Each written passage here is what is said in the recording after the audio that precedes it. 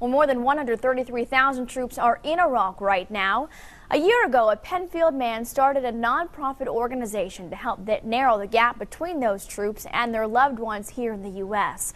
The foundation, called See Your Troops, provides free video phones and even pays the bill.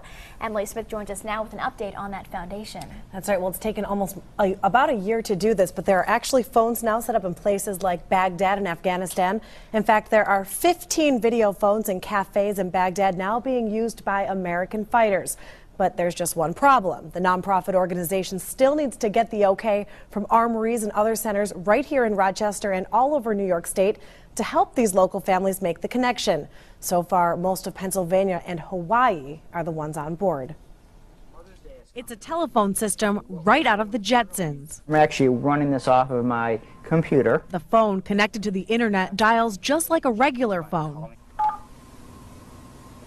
And the sound and picture is clear with almost no delay. As far as my knowledge goes, is that correct?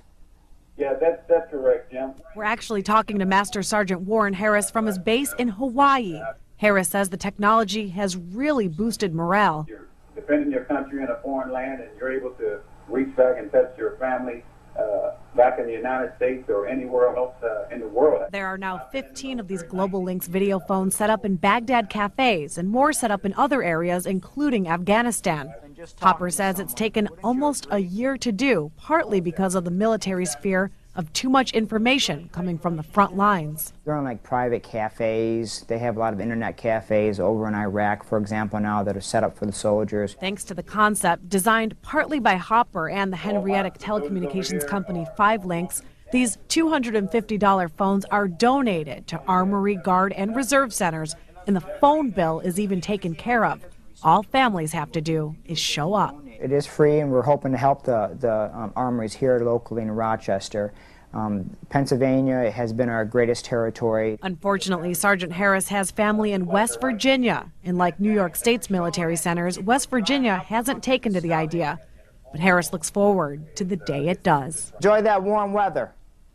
All right. Bye-bye. Bye-bye. And I spoke with the 98th Division's Major James Lincoln tonight. That division is headquartered here in Rochester.